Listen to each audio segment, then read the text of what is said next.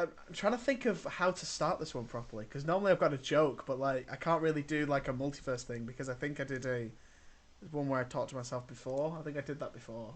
So It's a sequel, so do it again. Just go. okay. Listen, if this is terrible, this is on you. Okay, fair. Right. Hello, everyone. Welcome back to another installment of the Filmian podcast, where this week we're gonna thwip. What's that? It's Spider Zan that's coming. Hey guys, I'm Spider Zan. That was That was I thought great. it was cool. I thought it was pretty good. You shouldn't have stopped. I should have stopped. I should have stopped. No, you shouldn't have. I just fought my villain. Paying rent. Taxes. I thought it was gonna be Taxes. your Taxes. I'm your host, Xander. We're here to talk about Spider-Man Across the Spider-Verse. With me is my wonderful, wonderful organisation of spider people. We've got Siwan, Hello. we've got Alex, Hola. and we've got Joe. Hello. Hello. Yeah, we're ready to talk about a good movie. Hallelujah. Because we watched Morbius last week and I think it broke us. So we're looking Just a forward bit. to talking about a good movie this week. First of all, before we get into the movie, let's has anyone got a bloody moan? Does someone want to tell me a moan? Go on, Joe, you can go first. It seems like every week we moan about an aspect of the cinema.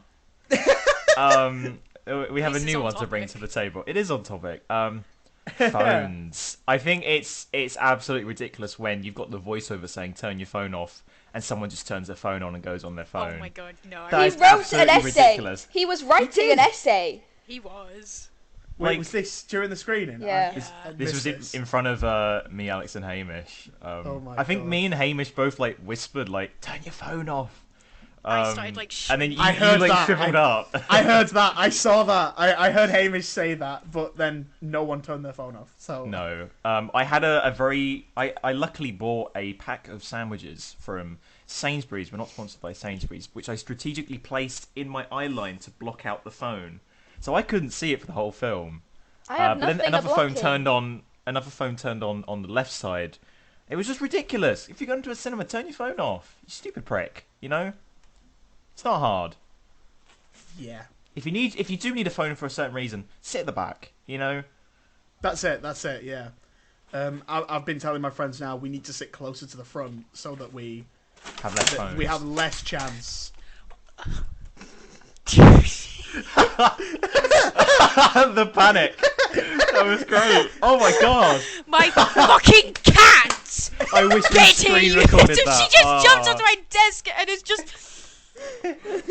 I so wish we screen recorded that. The panic. That was great. Just for context for the audio listeners, which is everyone, a cat just attacked Alex's. And Alex. Oh, there's no point explaining it. He-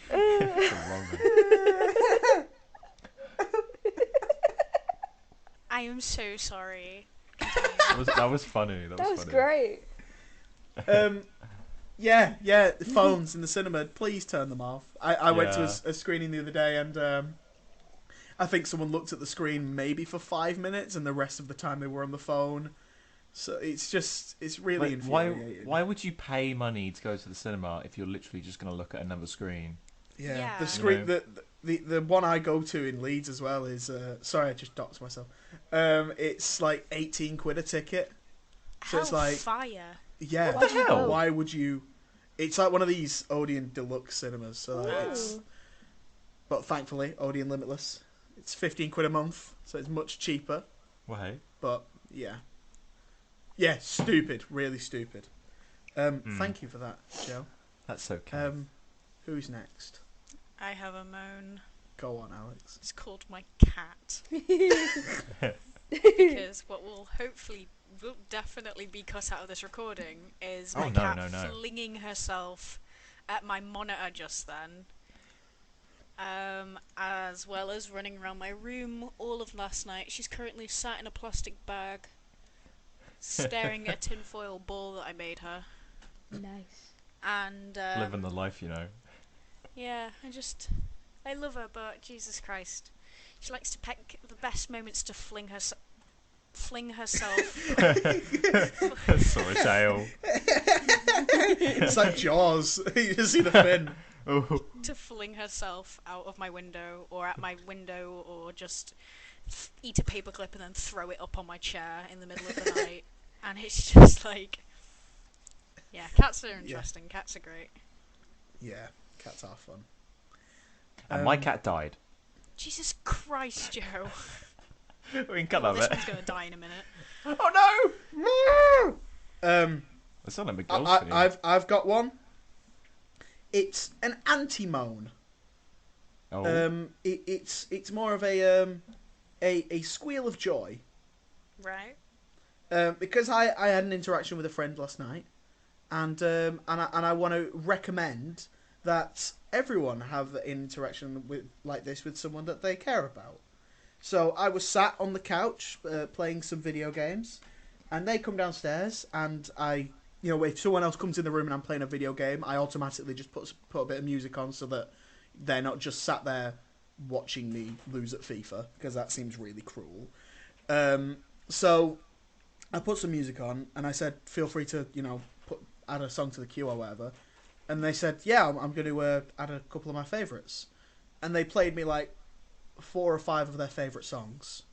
And I said, okay, let's do this. So I then added 4 or 5 of my favourite songs. And it was just a really nice moment where we just sat there and listened to each other's favourite songs and discussed why we liked them so much. And it sort of helped us, understand each other a little bit more. And it was a really nice moment. So I would suggest to you guys and to anyone listening to just take a seat with someone that you really care about and just listen to some music with them, because it's really nice. It was a cool moment. Aww, that's sweet. That's really nice. Nice. Anti-moan, squeal of joy. That's lovely. Oh, what were your songs? Out of interest. Oh, which ones did I pick? My songs were. One of them was Un anno d'amore by Mina, which is a lovely song. Just gone way over you guys' head. That was adorable. Yeah, I don't know. I just saw it happen. I played Bridge Over Troubled Water by Simon and Garfunkel. Don't know that one. That's a very nice song. Very, very nice song. I played Hard Candy by the Counting Crows. No. And Just Like Fred Astaire by James. James. No. James are a really, really good band. Very They're a underrated. band. They're a band. Story Yes. deepens. I thought you meant O'Malley had changed career. But yeah, so I would recommend you guys do that this week, because it's nice, and it's nice to have those human connections. Everyone's. I don't suppose people just want to sit down and listen to a movie soundtrack though. I was listening to the Spider-Man soundtrack. Oh, today. it's so good. It's so good. But we'll get We'll on to talk it. about that later. Should we get onto the main topic then? See. No. Please. While we're here, so this weekend, Spider-Man Across the Spider-Verse came out. Well, when this comes out, it'll be last weekend.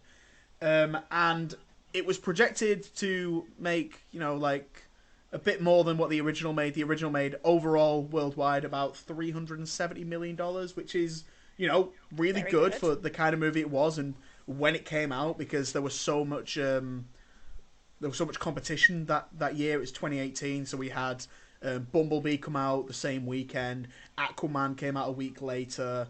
Mary Poppins Returns came out a week later. There was a lot of contenders for box office that weekend, and it did all right. But then I think the best thing they did was then they put it on Netflix in 2020, and it was there for all through the pandemic, and so everyone who missed it in the cinemas got to watch it at home and built up a big audience for this movie for the sequel. And this movie has opened at over $200 million worldwide, Woohoo. which makes it one of the biggest openings of the year so far. And in America alone, it made $120 million in its opening weekend, and it was meant to the early numbers were estimating it was going to make 80. it has currently, at time of recording, 96% on Rotten Tomatoes, with a 96% audience score and 8.7 as an average rating, which is outrageously good.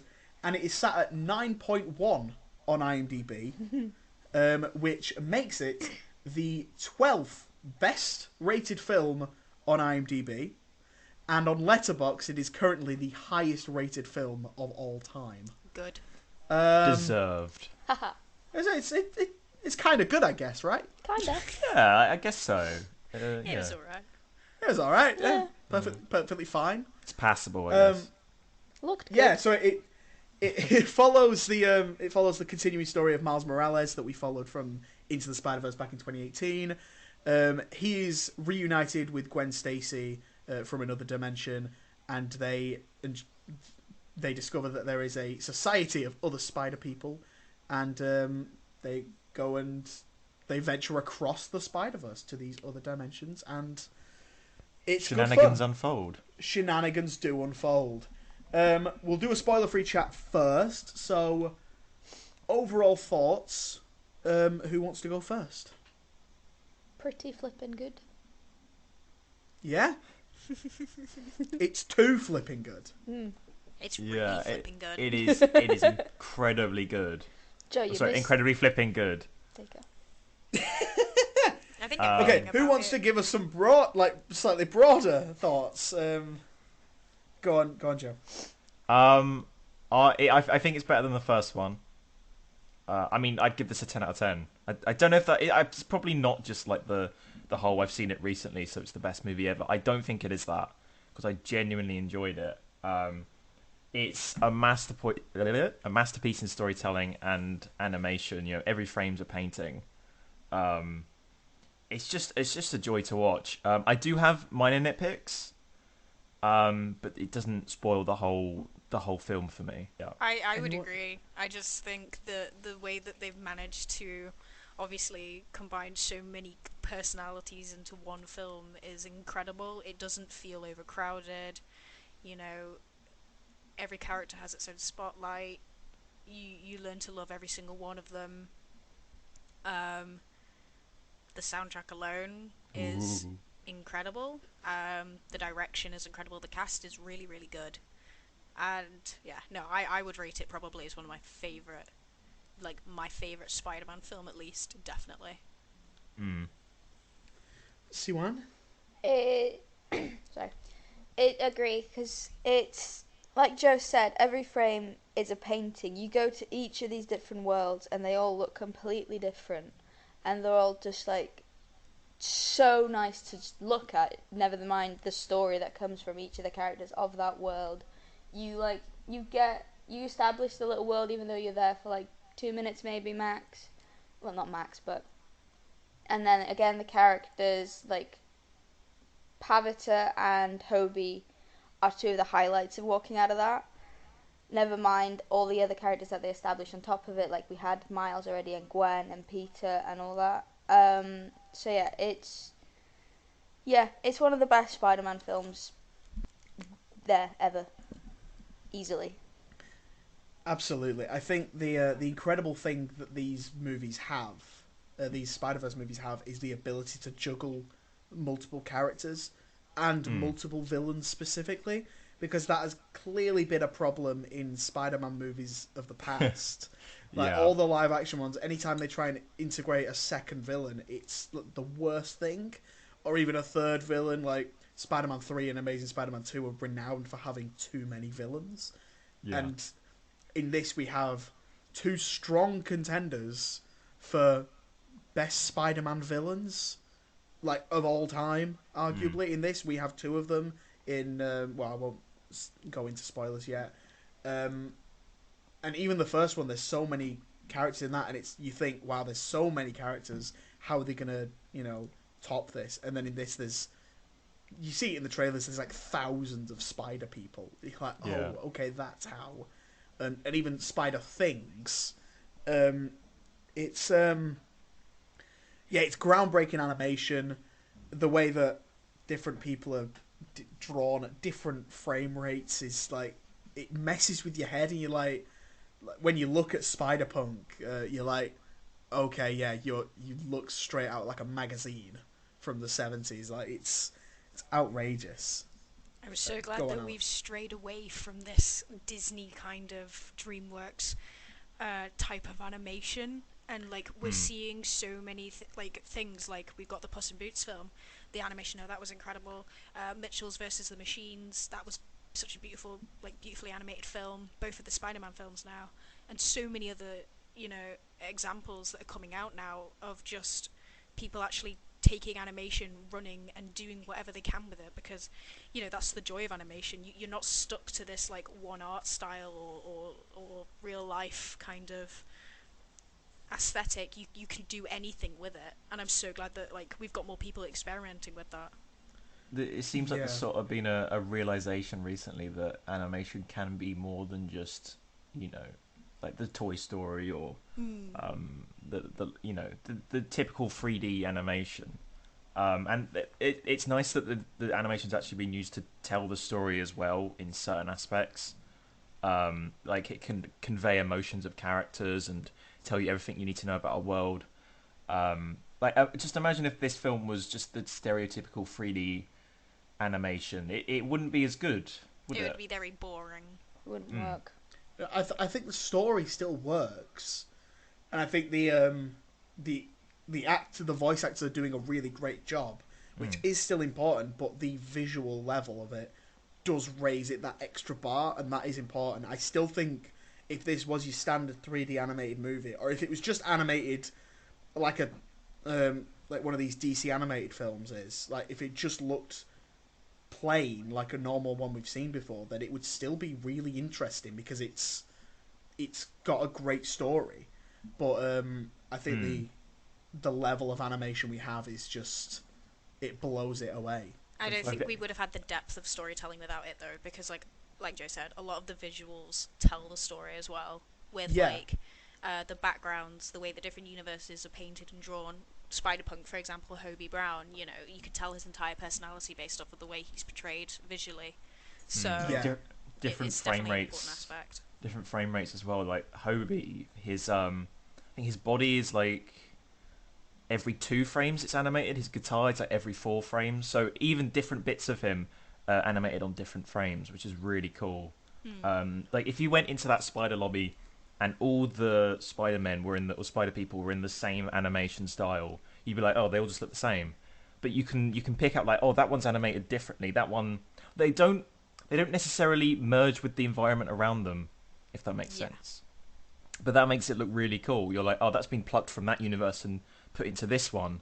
Like the animations from their universes stay the same in this. It's really cool. Yeah. I think the problem with so many of these 3D animated films now as well is that they are really expensive to make. Like that Lightyear Pixar movie that came out, the one about Buzz Lightyear, that cost over that's what that was about. $200 million. Hellfire. And it made like no money. Whereas this, it's That's because it wasn't smart- very good though. Also that, but this one's smartly budgeted. It's got $100 million budget, which is, it's still quite big, but like think of how expansive it is, and it's making more money because of that, because it's smartly budgeted. And that's something people have to remember as well. Like 3D animation is so expensive. And when Toy Story did come out back in '95, it was revolutionary. That's why so many people went to it, and because it made so much money. I think it was like the highest grossing film of the year, or it was in at least the top 3. So going forward, that kind of became the standard because they were the ones making money, and now we're at a point where again we're seeing different kinds of animation, and we're seeing more people use this kind of animation. There was one released on Netflix a couple of months ago. I've forgotten the name of it, but it looked just like Spider-Verse. Are you sure it wasn't Mitchell's versus the Machines? It wasn't Mitchell's, no. I don't think it was Sony. You said on Netflix. Yeah. Anyway, there is one on there that got released a while ago, and it looked just like Spider-Verse, and it's it's really great to see like different animation styles, but I feel like in the next 10 years or so we're gonna get so many of this style of film. So it seems like a good time to be a fan of animation. Yeah, Oh, like Yeah.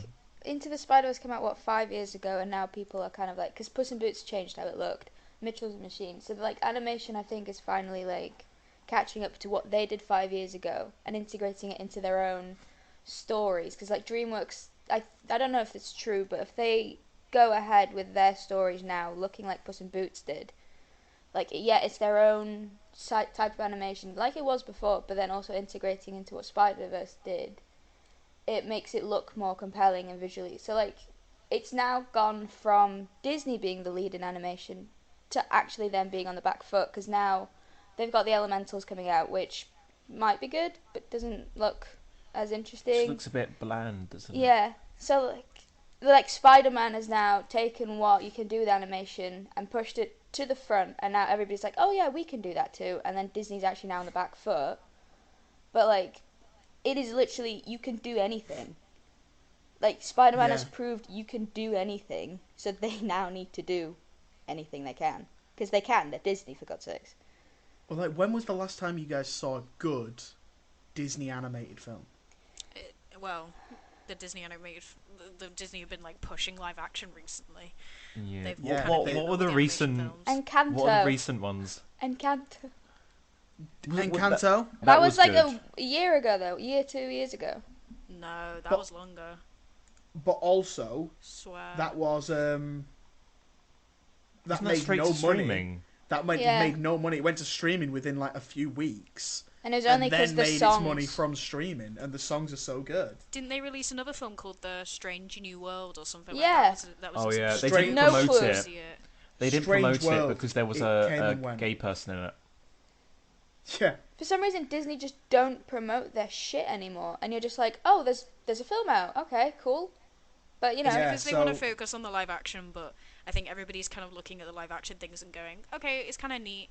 Anyway, don't care. Can Yeah. you like stop reproducing these stories that we already know and love and we already have in our homes and just make something new? yeah, you know? that's what we want from Disney. Them doing new stuff, because like, there's no point redoing everything that you've done in the '90s. We've seen it. Like, yeah, it's great that you're doing them again, fine, but I don't want to see the same story again in live action, because the whole charm of Disney is animation. And now they're Exactly, just yeah. taking it away just because they want to do live action, when clearly nobody likes it. Like, Moana's coming out, everybody complained about Moana being Lilo now and live Stitch, action. Nobody wants to see that. Yeah. So, like, I- go I- back I'm to what you shocked. know. What? Who thought when they watched Lilo and Stitch and thought we need this in live action? Who thought that? Was this Bob Iger? I don't know. I It's don't stupid. know. Surprised. I don't know. But if you look at Disney's recent track record, Strange World, we just mentioned, it made like no money, went to streaming like after a few weeks. Lightyear released, I think, day in day on Disney Plus, made no money. Then Turning Red went straight to Disney Plus. Encanto went to Disney Plus after a few weeks. Luca straight to Disney Plus. I know these are a mix of Pixar and Disney, but it's part of a larger problem. Raya and the Last Dragon, that went straight to Disney Plus. Soul went straight to Disney Plus. Onward, it did come out just before the pandemic, but it was already struggling then, and then it went straight to Disney Plus.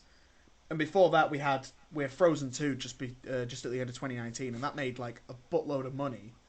But I it's, think out of the ones you mentioned there, the one I would like definitely defend would be Luca. Yeah, I thought Luca's good. Luca was Luca good. is good. Such Luca a is good. wonderful film.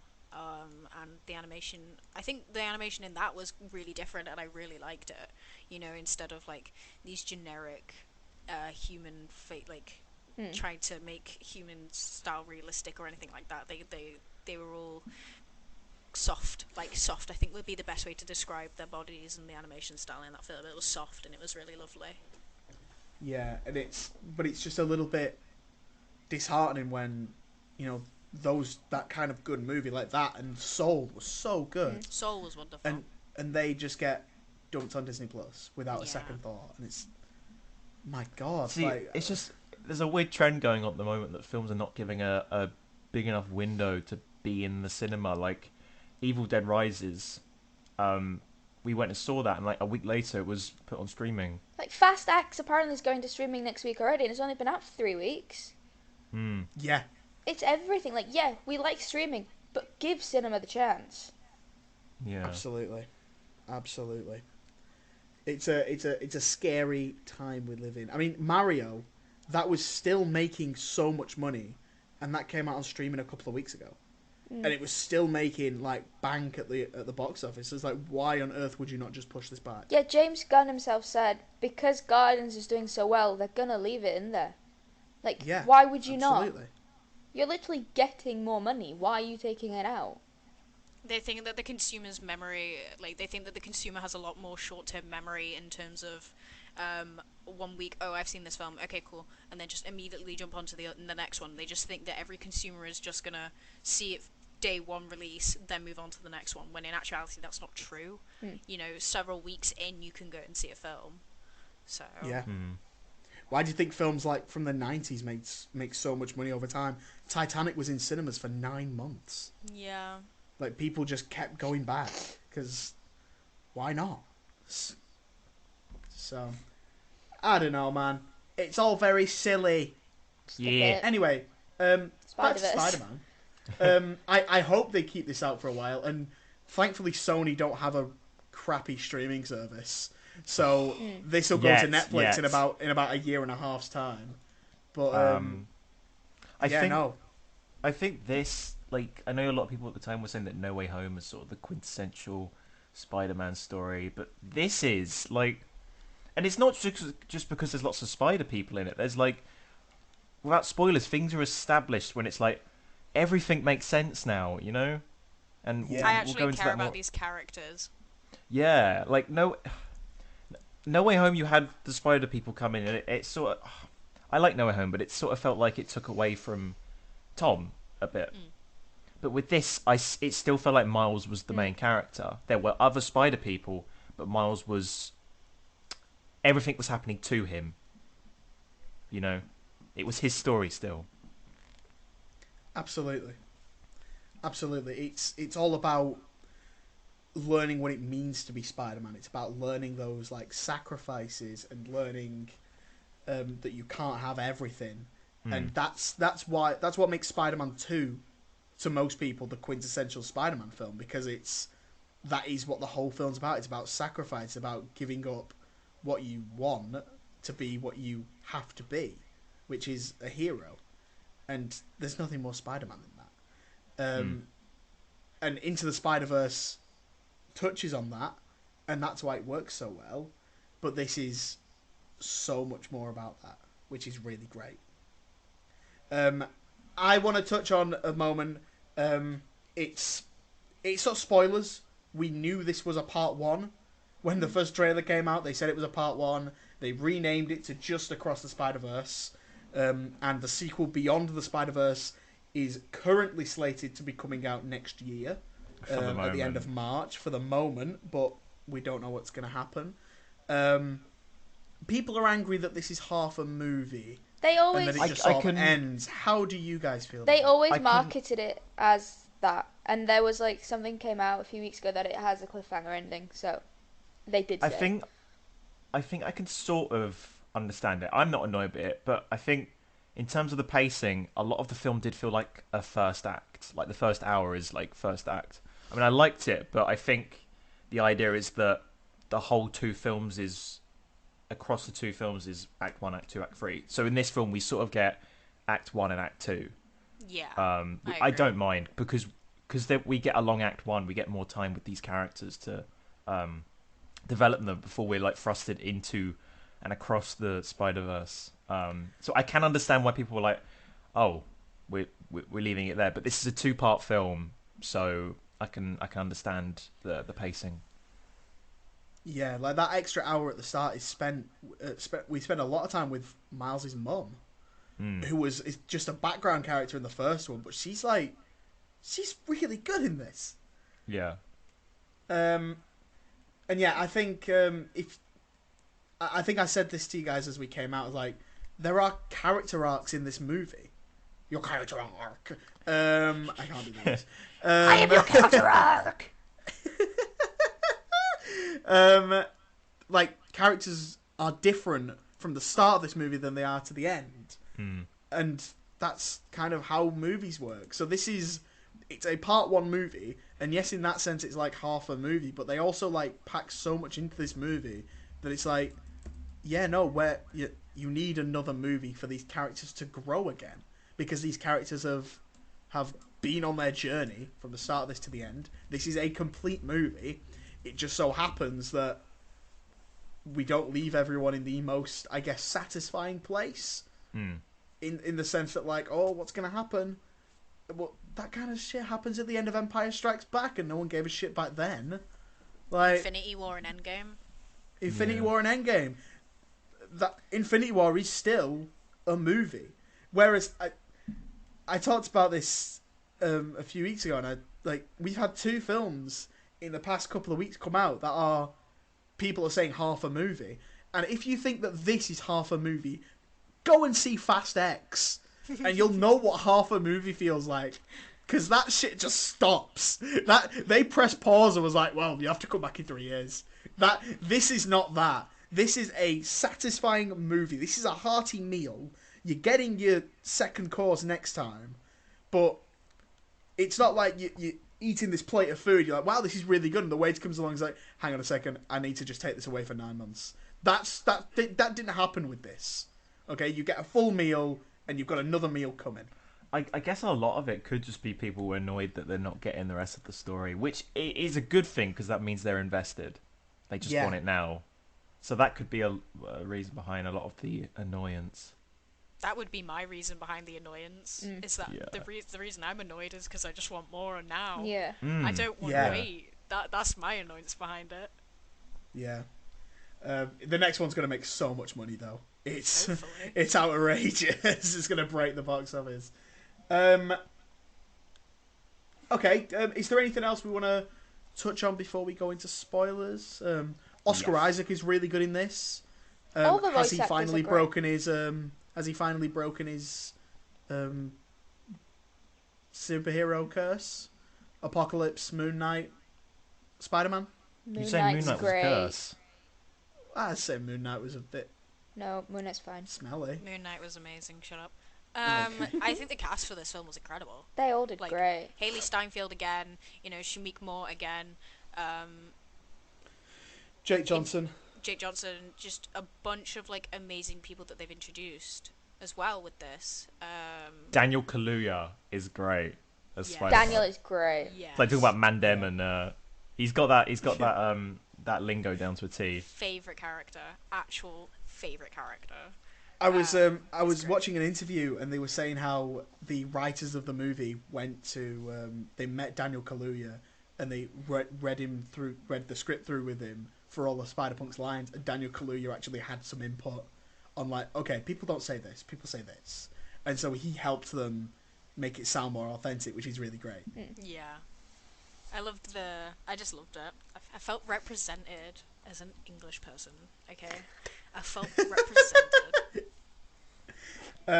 And Brian Tyree Henry as Miles' dad.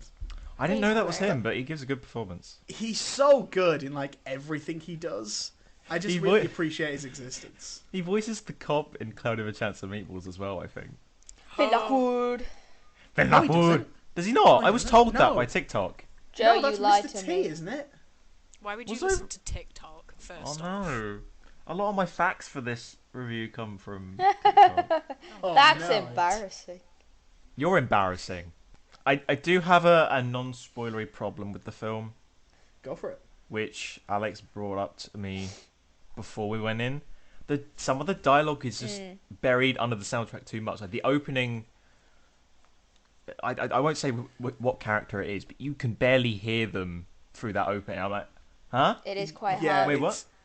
It's the opening monologue and the closing monologue that are both drowned out in drums. Yeah, And, but I would the excuse it. score with is the soundtrack. great. The drums are great, but that's the only problem. Apparently, this is a wider issue around the world. It's not just our screening. Oh, It's no, everyone's everyone's having this saying that. issue. Yeah, no, that's the and- only issue I heard about this film before I went into it was that. I mean, and for that to be the only issue that people are having with the film, Yeah. Yeah. pretty good. The score's too fire. I can't hear the Fire, I dialogue. can't hear the Oh, what a dialogue. shame.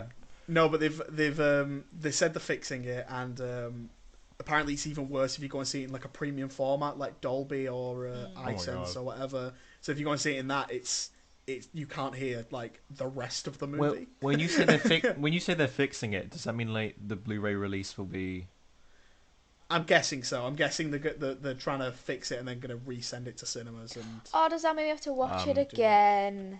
oh, What a shame. shame. Harumph. Gosh The thing is, darn though, it. I had this problem with the first film as well. Like the "What's Up Danger" scene, I could not hear a lot of the stuff going on.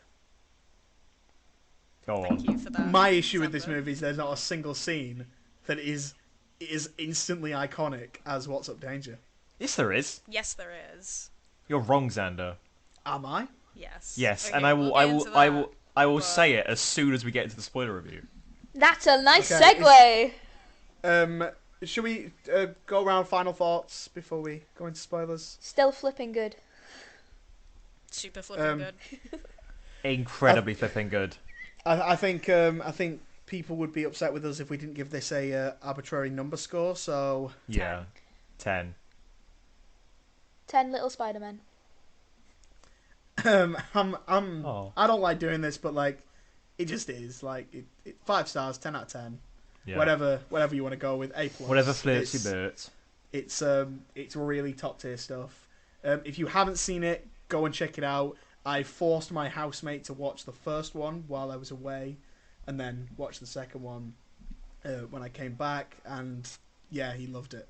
So go and check these both out; they're really good. Right, let's get into the spoiler section. If you haven't seen Spider-Man Across the Spider-Verse, go away now because we're going to talk some spoilies. Spiley Oilers. And if you haven't seen it, what are you doing? Go and watch it. Like, everyone's seeing it because it's really good. The spoiler alert is starting now. Ooh. Spoilers. Iconic scene. One of the best scenes in this film is a scene of exposition. Explain. The canon event exposition is just like one of the best scenes in a Spider-Man film. Like the fact that you can make exposition so interesting and so visually appealing. Like you're explaining the canon events, and then through the darkness you slowly have the Spider People slowly emerging in. That with the soundtrack as well. Oh, like I've literally written down the soundtrack is orgasmic. It is. That scene is really great, and it's probably the best scene in the movie. But it's not nearly as iconic as What's Up Danger. Okay, well, when they are in Mumbattam, Spider-Man India's dimension, and there's the Yeah. 4 of them that are rushing to hold up the Alchemex building that is falling down on the city. That's I think cool. that scene is iconic. Those 4 launching themselves to get civilians out of the way. Like, those 4 are so amazing as a team. Spider-Gwen, Miles, Hobie, and Spider-Man India. They're all just so brilliant and work so well together, and I thought that scene was really iconic. And that's the scene I think about whenever I think about this film. If you are upset, Xander, like really upset that there's no What's Up Danger, on the train bit when he leaps off after he said I'm going to do my own thing, the glass does actually leave his hands like when he leaves the building in the first film. It does. I saw that, but like, I don't. This isn't an issue with the movie. I'm not saying, well, this movie's garbage. Like, I'm just saying that when I think of these movies, I'm still going to be thinking of that scene. If someone mentions Spider-Verse, that image of him dropping down with the upside down city is in my head consistently. Like, I think will that never just shows not how good think the of first that one was image. as well. The first one is perfect. And this one, there's nothing at the moment. It might be that on a couple of rewatches, it's like, okay, actually, yeah, this scene, like, but there's when I first saw that scene, it gave me chills. So I'm like, you know what I mean?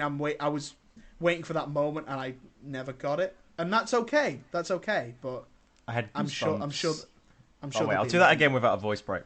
I had goosebumps on top of my goosebumps when just in that canon scene when he's like trapped in the red Yeah. containment and his theme kicks in. And then Really you've also great. got Hobie saying "use your palms." I didn't notice this in the first watch, but he's like Oh, "use your palms to do Hobie. it." That's Hobie so Brown, cool. man. He's great. I love him. But that's payoff from an earlier comment. He says it to him earlier on, Yep. which is So really cool. great stuff. The film Um, has an amazing way of looping back to things that have been said in the previous one. So obviously the big reveal is that, you know, Miles' spider isn't from his own dimension, it's from Dimension 42. And if you go back and you watch the first film, knowing this, it's so obviously clear. You know, And the spider amount of glitches. 42s that are everywhere. There are 42s everywhere. Even his spider sense is the colours of the Prowler, but then it becomes Spider-Man when his timeline changes, and Yeah. it's just such a wonderful callback, and the film has just such a good way of wrapping all these like little things up. See, I thought when I saw the first one, 42, I thought that was just the creators being like, "Oh, we really like Hitchhiker's Guide to the Galaxy," because like in that story, they try and find the answer to life, the universe, and everything, and the answer is 42. So I thought it was Yeah. just that. I thought it was just a fun visual gag. 42, but no, it's so much deeper than that. I'm like, fuck. We didn't mention the villains properly. The Spot! We get two of the best in Miguel O'Hara, Spider-Man 2099, played by Oscar Isaac, and The Spot, The Jason spot is so Schwartzman. cool. The Absolutely incredible. Spot is a wee babby. His theme Has anyone? itself. You guys have seen Scott Pilgrim, right? Yes. Yes. My favorite meme from this movie has resulted from that. It said, do you know how long it took me to get all these spots together? Like 2 hours. It's like amazing Scott Pilgrim reference. Yeah, really great in their own right, and I feel like the Spot does kind of disappear, but like he's built himself up enough. He's like, going to come back in the next one. We were Yeah. meant to get an extra scene with the Spot, which I found out about. There's Yes, meant to be I've a seen this scene as well. where he goes to like a villain bar, and he kills all the villains in there. Like you can see it on a scanner or a screen in Spider HQ. So it was animated, that bit was, but it was cut from the film. So you probably would have seen a They- bit more of him. They might use that again in Beyond. I wouldn't be That surprised. might make a return. I think one of the best things about the Spot is like how they marketed him is sort of how he's portrayed in the film. Nobody takes him seriously. Like in each trailer, he's just kind of like, "Oh yeah, look at me, I'm sitting." Like it's the clip of him in that shop and bread comes out of his stomach. He's never actually in the trailers. There's one shot of him, like the end one where he's black. That's in the trailer for like a split second, but he's never marketed as anything serious. And I think that's also adds into it because that's how everyone sees him. And then he turns completely different and is so intimidating and looks so good. The scene where he's black is so fucking sexy. It's brilliant how they marketed him to do that. It's sort of, we're also like Miles. We never took him seriously until he's actually a threat. He's When a villain he of the week, does- as Miles said. Yeah. As he- Villain of the he- week. the Spot took offence to that. But Took that it's also the personally. fact that like they've not gone with like an A-list actor. They've gone with Jason Schwartzman, who is a really great actor, but like more of a character actor, if anything. So you'd kind of expect, you know, with they've got Oscar Isaac to play Spider-Man 2099. You're like, okay, yeah, he's probably like a big deal in this. And then you get someone like Jason Schwartzman who can just sort of blend into the character. And you sort of think, yeah, he's probably just gonna go away. He'll be in the film for the first 10 minutes, and it's just another villain that Miles has to face off against. But no, it's a really great subversion of that trope. I found him really charming. Like when he's He's just in that great. like white little void and he's just swimming about looking through the holes. I thought, oh, he's really cute. And then he Hey, goes, stop talking about your holes! It's creeping everyone out. and then he goes into the Venomverse. Mrs. you know? Chen! Mrs. I Chen. loved that. I thought that was Which Hamish wonderful. spoiled for me. He sent it to me. Oh, I saw it I'm going already. to Yeah. eat Mrs. Chen. The It's a really good impression. The I'm happy to eat, Mrs. Chen. the chewing gum he picks up is called Venom Mint. Oh. Is it? See You pick that. that? Yeah, did you pick up on that? Yeah.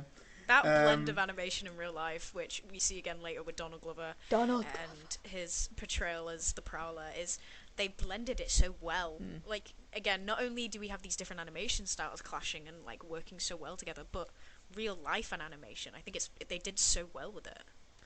Yeah, real life animation, Lego. We do get that clip, and as soon as I saw that there was a Lego dimension, I was like, I guarantee that kid from Twitter made this.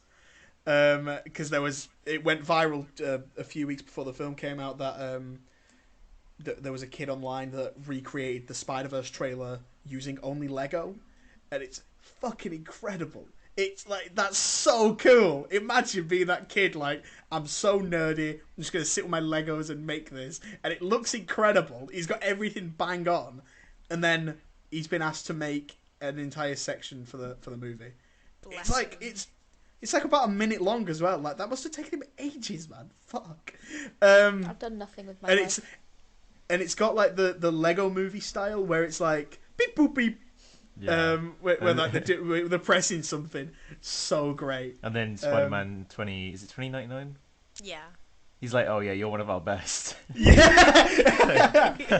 And J.K. Simmons plays multiple versions of J. Jonah Jameson in this. No one I else think can is be fun. J. It's just Jonah like- Jameson. There's a constant there, I guess. Yeah, he's a Um, canon event, isn't he? I was He is a gonna canon say event. that. Oh, it's a shame. Wait. The bit got Um, stolen. What's he got? It's Pavita. Pavita. Pavita. Oh, he was amazing. Bless Indian Spider-Man. him, I love Amazing. him. Amazing. Joe, I Him found and your Hobie's bus. relationship is so. I love them as Oh, friends. I They're hate so you, shut wonderful. up. I can't Yeah. wait because they're now part of the gang at the end. I can't wait for Mohobie and Pavita. Yeah. Yeah, he might be my new favorite character from that got introduced in this movie because he's wonderful. Just really joyous in his portrayal of Spider-Man. Just I- for you little, Sorry, go on. I'll say just for you little nerds. Sandy, you might be the only one who gets this, but you know there was the chai tea, which was like, oh, you're just saying TT. It reminded me of Atmos Systems from Doctor Atmos Who. Systems, It's like, yeah. You're just saying Atmos System. That's a really niche thing, but my mind went straight to that. Same with like the whole canon thing and how Doctor Who fans are so anal about Doctor Who canon. It's a bit pathetic, really. You know, You got something on the mind, Joe? no, Doctor Who fans are just terrible people. You're a Doctor Who fan. Touch grass, you know. Hey, Yeah, Joe, touch grass. Go touch grass, Joe. Get a job. I'm Joe. actually recording this outside right now. You just So true. Amen. You know. On God. We can forever. see. yeah. Yeah.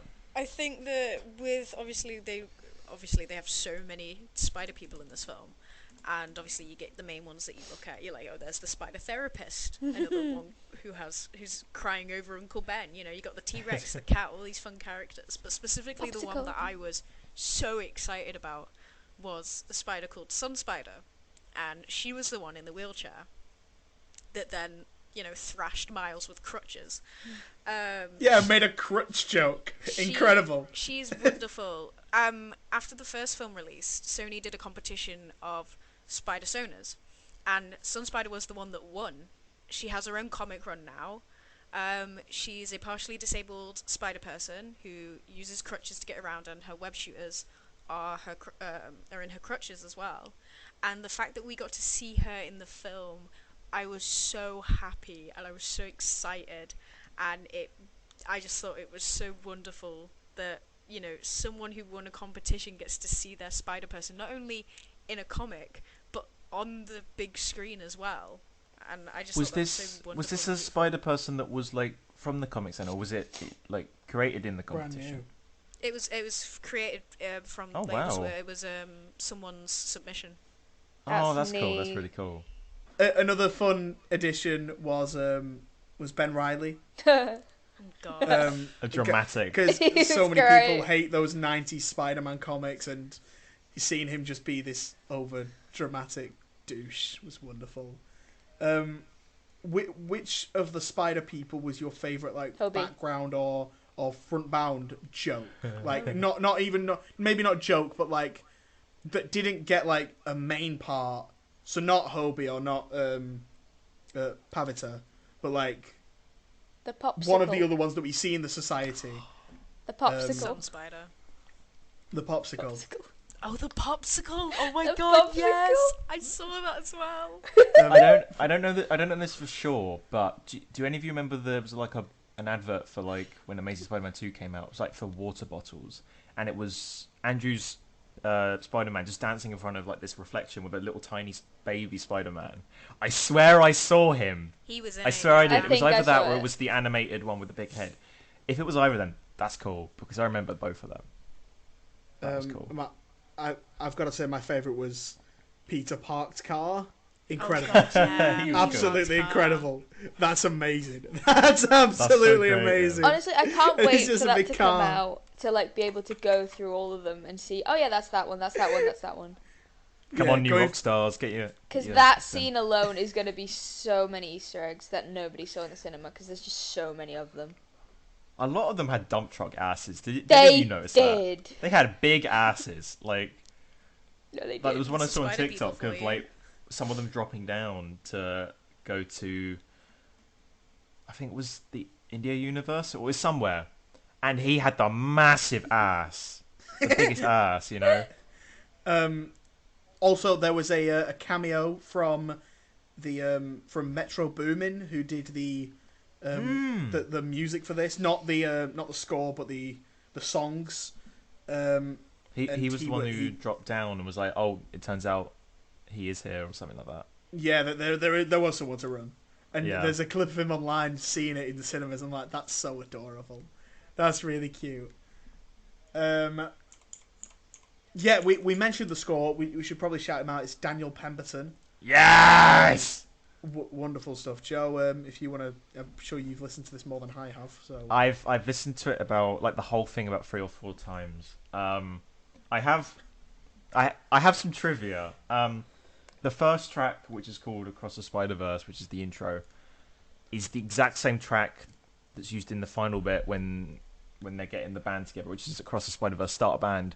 But there are more layers in the final track because she's got a band together. So you've got the drums from Gwen, you've got the guitar from Spider-Punk, you've got the Prowler's theme from Universe 42. Like, it all comes together, and it's so cool. I watched like a video essay on it, and it's great. It's so good. Yeah, I'm pleased with it. It's the best soundtrack I've heard in a while. And I fought the urge to listen to it before it came out. And it was worth it because I got goosebumps throughout. It's great. Just trying to see if I've got any more notes about it. Just that it's orgasmic. Yeah, it is very good. It was worth the wait. is there a song from this soundtrack, not score, soundtrack, that is going to be as popular as Sunflower? I think Annihilate is pretty good. Annihilate is kind of good. I think Annihilate's it's good, great. but I don't think it's going to hit the notoriety of Sunflower. No. No. Which is fine. Like, it's, we don't need them to hit that. There was that other song, Mona Lisa, that was kind of good. I already listened to Annihilate because I like the backing track. I've only listened to the score, to be honest. No, it's great. It's great. And Gwen Stacy's theme is so good. The guitar and that. I think The score theme animation has of got to be the Gwen's best. Well, the world, sim- though, I was about to bring that up. Yeah, the animation on Gwen's World, amazing. it's Oh, the stunning. watercolour. Yeah, it's just one of those things that you can only do in animated films, which is the background of their world can show you how they feel. So I saw a clip on Twitter recently of a clip from the original Cinderella, where she's like getting her dress torn apart, and like the all the background changes color to show like how upset she is and how angry the stepsisters are. And it's like, yeah, that you can only do that in animation and have it work. Like when she And so why not have that?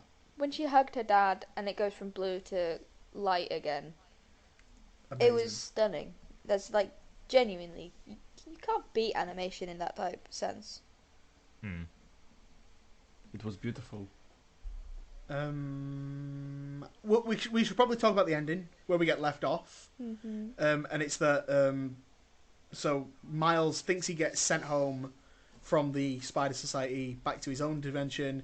He goes and tells his mum that he's Spider-Man, and he finds out he's in the wrong universe. Dun, dun, I dun. How thought he early got did bodied. How early did you clock that? As soon as he went back, I was like, he's not going back to the I universe got it here. before it when they were saying about, oh yeah, this one sends you back to, when they were explaining the machine and how it sends you back to your universe. I was like, hang on, his spider's from a different universe. So I was like, okay, he's going to be sent to the wrong one. And it happened. Yeah, I knew he was I'm going to proud get of sent that. to the wrong one, but it was when I think Caitlin said she heard me gasp at a point when I spotted it, and it was I can't remember exactly when it was, but it's like because Gwen's sort of waiting outside and she looks like she's listening. I'm like, they're not showing this on purpose. Yeah. Like it's because I've seen this a second time. It's so obvious because they also, when he first puts in like the scan his face, it says Earth 42, so it literally says where he's going. I And the think fact that it still works is really good. I think I had a similar thing. Like there was a point where I realized and I just vocally said, "Ah, shit." I don't know if anyone heard me. I heard was you. like, I oh heard shit. you, yeah. No, because I was really slow at realizing, and I heard Joe say something, and I was like, "Wait, what?" And then I clocked Like, on. I didn't want to whisper it to you in case you hadn't realized it yet. I heard you anyway. Oh, but no, it's such a like a oh my god, because there are big stakes to this film. Like you, the I thing, as had you said in been the beginning, spoiled. Sorry, oh Joe. no, I go on. had been spoiled. I knew everything about this film before I went into it. That's What? depressing. How? Twitter and TikTok. TikTok is Dude. terrible for spoilers. If you want to It avoid is. any film, do not go onto TikTok because they do not spoiler tag anything. They don't spoiler warn. And if somebody has, I apologize. You are the good one. But everything I saw was not spoiler tagged. So, I saw Fuck. the reveal of Donald Glover. I saw the reveal of Miles as the Prowler. I saw the reveal of, Hobie saying use your palms. All of that. I saw it all on Twitter beforehand. But I still had a good time when I watched the film. There are still things that I, not big spoilers, but little things that I still saw, and I was like, okay, that's cool. So, even if you have been spoiled, it's definitely still worth going to go see. But I was kind of watching everyone's expressions during those big reveal moments, especially Hamish, who was sat beside me. I watched his face during the Miles Prowler reveal, and I wish I had taken a picture of it. Bless him. With that Prowler moment, when it's sort of a callback to when he puts his shoulder on Gwen going, hey, because doesn't the Prowler Miles do that to Miles? He puts his arm on him and goes, hey. That's really Yeah. cool. In terms of, so if we talk for a moment about the difference between this movie revealing a cameo and No Way Home revealing a cameo.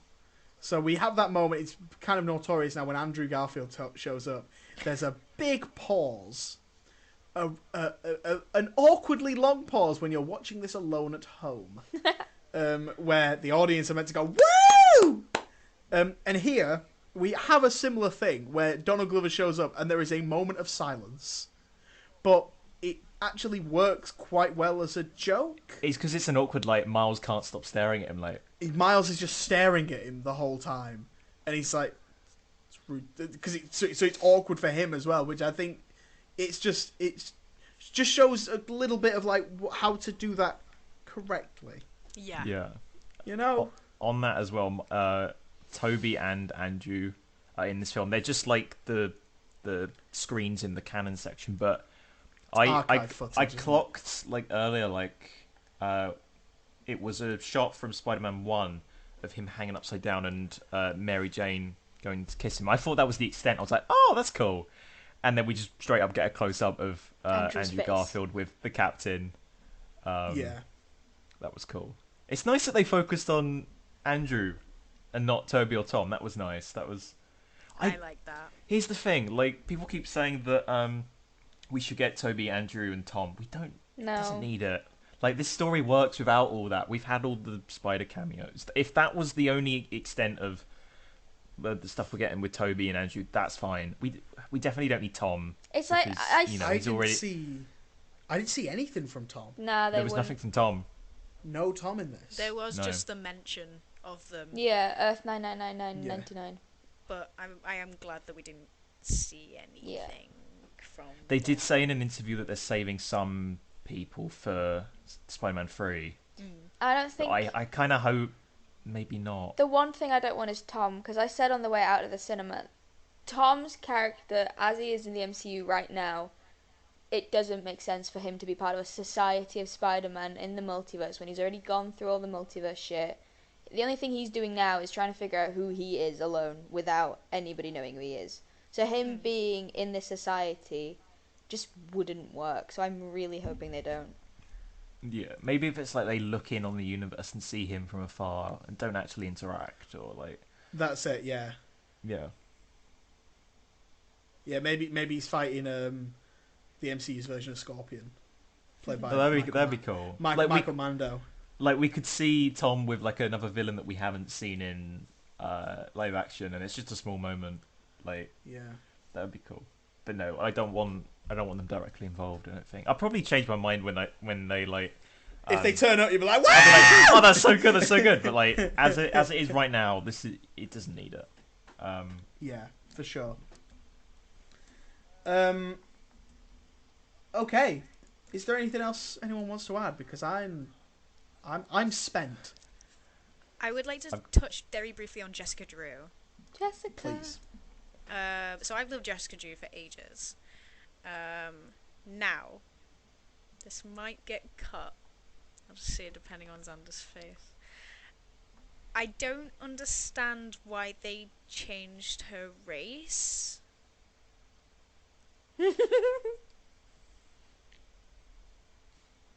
We can discuss it. black people. I just As 4 white people, we can discuss this for sure. no, because That's I just don't appropriate, want right? to. I just don't Yeah. understand why. This film is so woke. It's so woke. It's such a woke It's so film. woke. No, it's like I Diversity. don't have an issue with it. God, like it's a film about multiple different universes of spider people. I think it would be a bit stupid, but like I just don't understand why out of all the characters, she's the one who has had her race changed. It just seems like a really strange detail. They keep everything else about her the same, like the fact that she's pregnant. I mean, they've She's changed the pregnant suit, for so long. and she has a bite. I said this. I was like, she was pregnant at the beginning, and then Gwen is like, oh yeah, I've been here for a few months. She's still pregnant? She's like about to pop. She looked like she was about to pop at the Miles- beginning.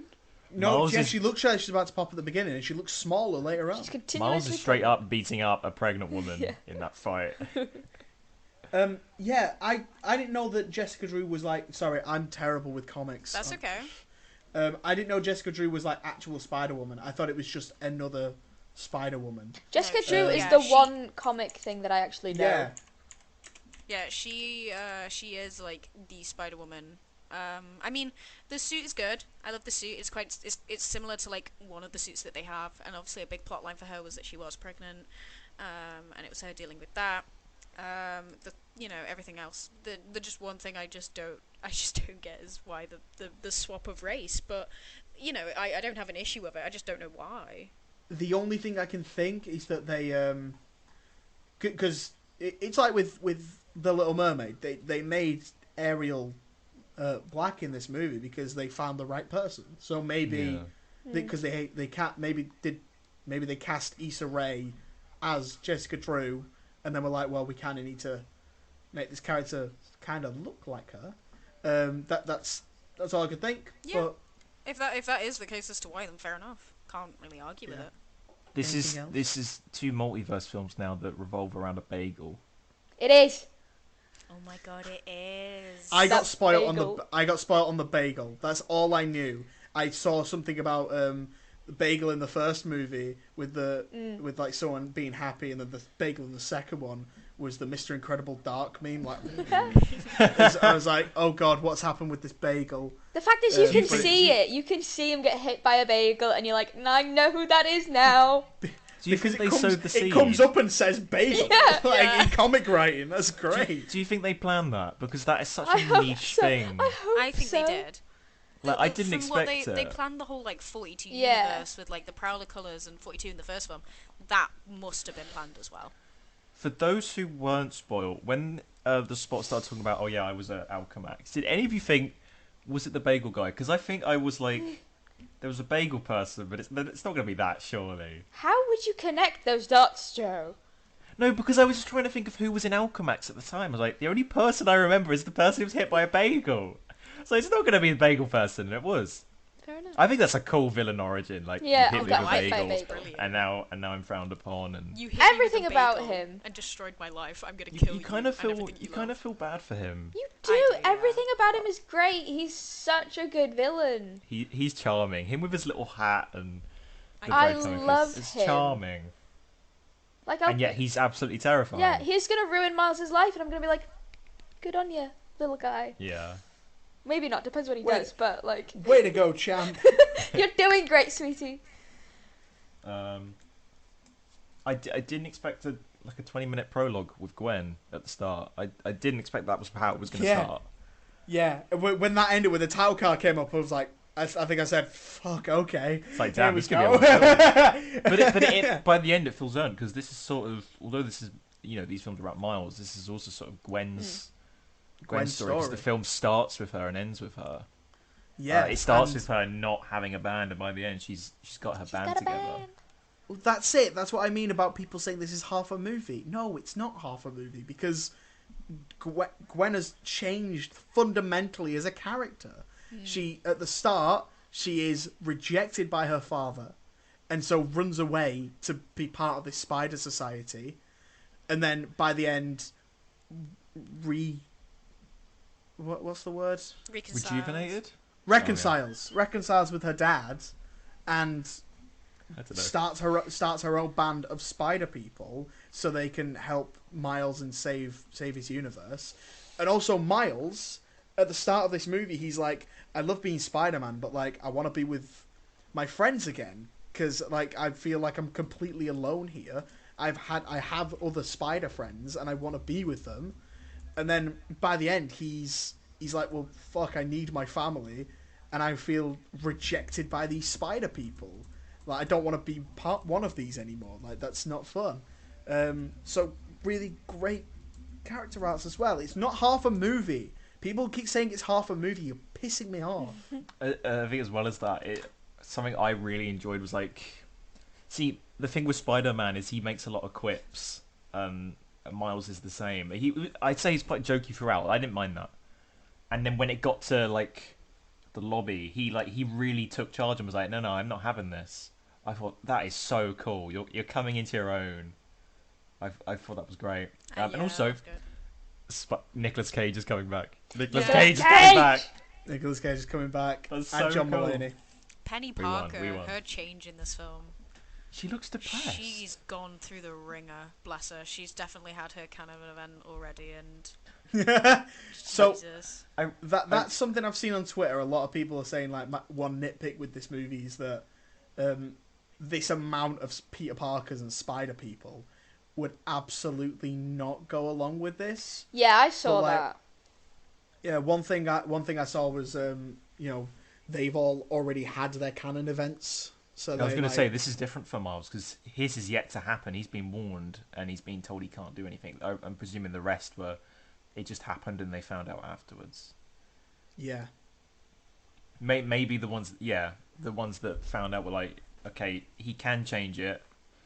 The fact you're kind of sending him to his death it's not right. Even though it is a canon event. Anytime anything bad in my life happens, I'm just going to turn around and be like, it's okay, guys, it's a canon event. Don't worry. I saw something Oh, on God. TikTok like, I've got no bitches. Oh, hang on, that's a canon event. It has to happen. No, I read something about Spider-Man Noir. I don't know if this is true, but like the Green Goblin like completely disfigured his. It was someone who was related to him, but that was his canon event. Like they like it. I don't know who it was, but they like destroyed his face. Like he no longer had a face. Like they punched him so hard. Also, as a quick note, I know I'm talking a lot. I'm sorry, but they said that there was going to be Almost as if it's a podcast. shut up. There was going to be a short film focusing on Miles and his mental health, wasn't it? When is that coming out? Because surely that can't come in between. I don't know, It's probably but just- I'm worried about the Spider-Verse now becoming this whole thing of like, okay, we're going to do a spin-off here and a spin-off here and a spin-off there and a spin-off here and we're going to milk it. And I'm like, I don't want that to happen. Yeah, no. Because They, then it'll I mean, end they've up awful.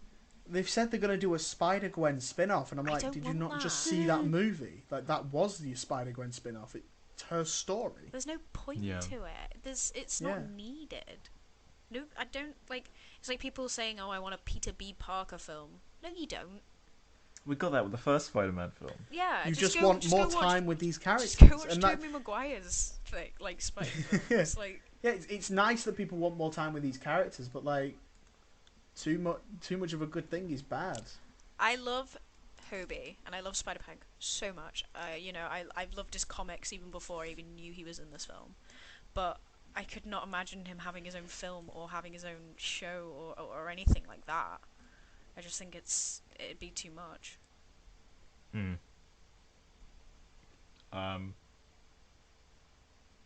One thing I will say. Oh, Jack Quaid! I spotted Jack Quaid as well. Yeah. I knew it. I heard him because I knew he was in it, and I heard him instantly. I was like, oh. Leo Mean. And he was Gwen Stacy's Peter Parker. And then Andy Samberg as well. As Ben Reilly, yeah. Mm. But that's the second character that Jack Quaid plays, where he's dating a superhero, and he's just like, I just wanted to be special like you. Oh god, Oh, bless him. it's depressing. Listen, the boys. I got that reference. Don't worry. I understood that reference. Yeah, really great stuff. Can't wait for the next one. Literally cannot wait. Just put it in my fucking hands now, please. I was worried what you were I was gonna going say somewhere else there. for a minute. Something that I did notice is that Spider-Punk throughout is nicking parts from the lobby to build the thing for Gwen at the end. Yeah. You lie. You That did is not so realise that. You saw that on TikTok. No, that's what I meant. Yeah, you said you I noticed. was gonna You say, said you Something noticed, that- like you saw something that that I- in the cinema. Boo! You Boo. liar! Liar. That boy's a Something- liar! something that I That boy's a noticed- liar! Something that I noticed on TikTok. Then. Oh, okay. Sorry. Yeah, whatever, mate. It's still pretty cool. Other things that I did notice. These are things I did notice when I watched it. Alfred Molino's voice is in the lobby. He says hello, Peter. Yeah. Yeah. Genki, is it Genki? Genki is playing Spider-Man Yes. 2. He is. Which is really cool. I didn't notice this in the cinema, but the PS4 Spider-Man is actually there. Yeah. Yeah, he's he's when they're they- walking past all of the in the same scene that the Prowler's in. Donald Glover. Mm. I mean, he literally says, "What do you mean, me?" And then it says Insomniac Spider-Man. I did not see So that. it's like, yeah. Anyone else? For any more? Yes, the Spider Person, which I absolutely saw. I absolutely saw it. Oh my god! No. Absolutely saw. The one that I loved was. Was it Malala on Windsor. TikTok? No. Oh, leave me alone. Leave me I, saw alone. this, I actually saw this in the film, bro.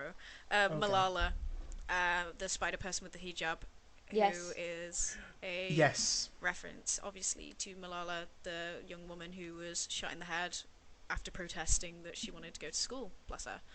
And I've seen on TikTok a lot of people saying not very nice things, saying, "What's the point in having a hijab if you have a spider suit that's covering your whole body?" And it's like, Hobie has a denim jacket over his suit, and you are fine with that. But as soon as a hijab is shown, that's your issue. It's like, okay, well, clearly here's the bias. People are just racist. But I thought she was wonderful anyway. All right, I'm calling it then. No one's talking. Okay, so yeah, go and watch it if you haven't. Welcome back from the spoiler section. We just talked a lot of shit about Spider-Man Across the Spider-Verse. Secretly, it's bad.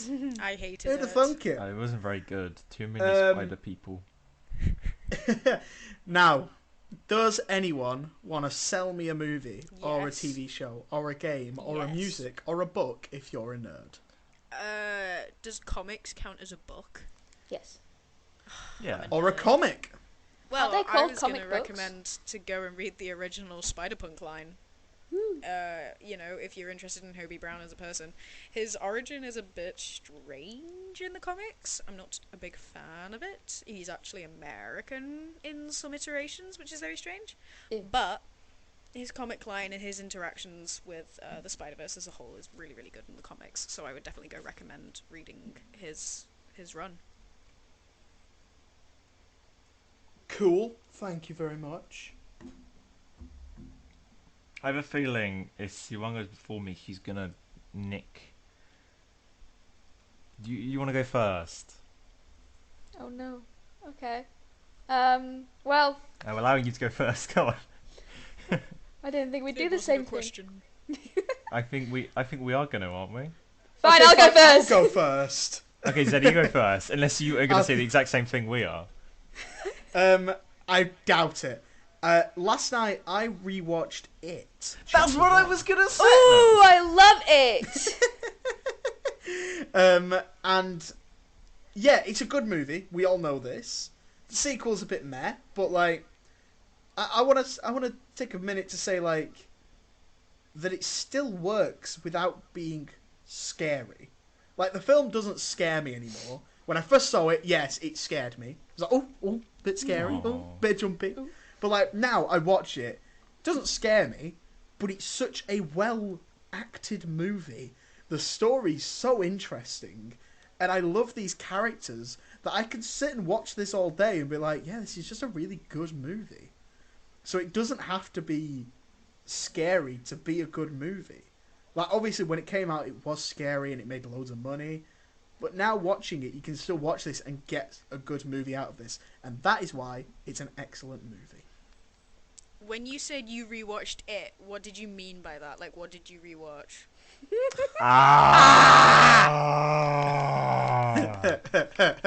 Very good, sir. Thank you. Yeah, it's fun. If you haven't seen it in a while, maybe give it a rewatch. Also, it provides a really fun question for a potential UFC question in the future. Which is Which is who would win in a fight, the Goonies or the Losers Club? The Goonies. Goonies. Are you sure? Yes. Yeah. they've The got Losers data. Club do beat up a clown. Yeah, can but do other that. than that, They beat off a giant octopus in a deleted scene though, so Mate, I beat up Hamish daily, and that's pretty, like, the same as, like, beating up a clown. So, come on. No, Joe said beat off. No, I didn't. No, I didn't. Yes, you Did I? did. No, I said beat up. You're construing my words. You're They turning me actually- into the villain here. Christ. I don't want to beat off an octopus. you sure? That's good. I'm sure. That'd be I was bad. concerned. Okay, either of you two. Are we gonna do the same thing? Siwan, go first. Okay, fine.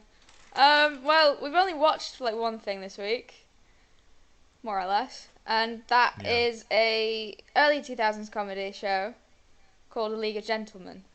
Is that what you were gonna do? Yeah. Haha. Right. So yeah, it is an early 2000s, so some of it is tiny bit dated, but you know it still works.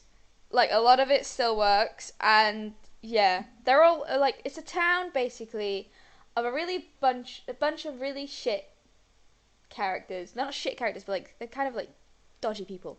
All played by three people: Reece Shearsmith, Steve Pemberton, and Mark Gatiss. And I just loved it. Like it is such a wacky show, full of wacky people doing the wackiest stuff, but it is great. And I loved every minute of it. And we finished it, and now I'm sad. So yeah. I'd say if you want to go back to some jolly good 2000s comedy, go watch League of Gentlemen. You should watch School of Comedy. With Will Poulter. Will Poulter! Ah. Will Poulter in School of Comedy. Is that the one where he like... I think I've seen a bunch of clips of those on TikTok. Yeah, where Okay. he's like, "Oh, fuck off, Barry! Yeah. Cry me a river." Yeah, that's School of Comedy. That watch it. It's got 2 seasons. It's class. Okay. Oh, it's got I'm- class. I'm gonna cheat, and I'm also gonna say League of Gentlemen, Yay. which only stresses how much you need to watch it. It's Like, double I've the wa- thing. I know. I watched it ages ago, and it was good then. But like watching it with someone else who cheers when Pauline comes on screen or Jeff comes on screen and gets excited over number 9, it's a different viewing experience. Like if watch it with someone who's passionate about it, and it will be so good. The number 9 was great though. You were like, oh my god, Jeff. It was amazing. I think we Like- can like, guarantee if that you- whenever you two are on this podcast together, you're gonna have the exact same recommendation. We watch the same things. There's Like nothing literally else. every night we are on that sofa watching TV. The only difference is going to be I'm going to watch Psychoville now, so that's going to be my next week's room. Oh, I've already seen it. That we know what next week's recommendation will be then from Siwan. Yeah. Spoilers. Spoilers. For the podcast. Oh. That'll do it then for this week. Thank you so much to everyone for listening. Next week we're coming back and doing. Is it the Flash next week, or is it No. MCU I Jokes, think- tournament? it's the Transformers film because that comes out tomorrow, and I'm gonna go see it. Actually, I think if you look at our calendar. I know. Do we have a calendar? We're not doing Uh, the There's a Transformers calendar? films, You guys suck. I There's got a a calendar, calendar? yeah. No, because we decided that we weren't gonna we were gonna do like this or Transformers, and we ended up deciding on Spider-Verse.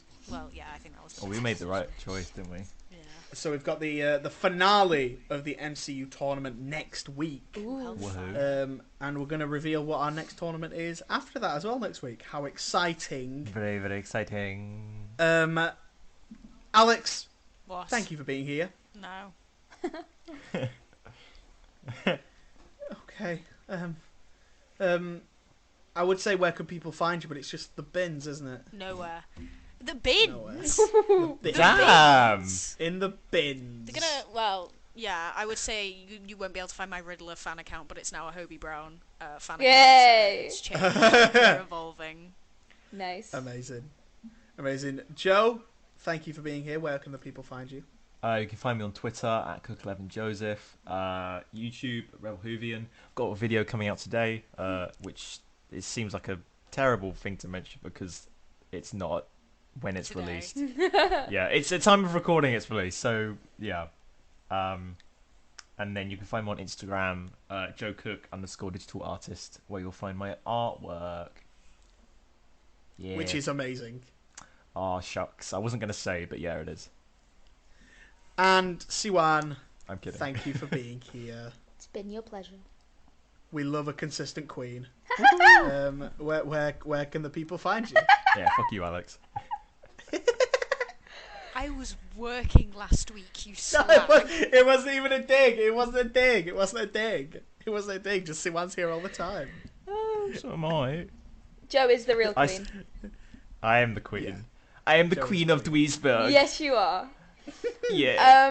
Wait, where can you find me? Oh yeah. Yeah. Twitter and Instagram, which I don't post much at, but you know, if you feel weird. Which is at C101, and then if you want to giggle at my really shit reviews, go to Letterboxd at C1Os. Fantastic. And if you want to follow the podcast on Instagram or Facebook, head on over to the links in the description. They'll take you to the right places. Like I said, next week, the wrap up to the MCU tournament, which we've been doing for like 2 months now, maybe 3. It's been a while, so it'll be finally exciting to get that over and done with. And we'll actually decide a winner on what is the best MCU project. How exciting. Woohoo. Until then, thank you very much to everyone for listening, and we will see you next week. Ciao. Bye. Adios. Bye. See, I did Spanish because Miles Morales speaks Spanish. Ooh.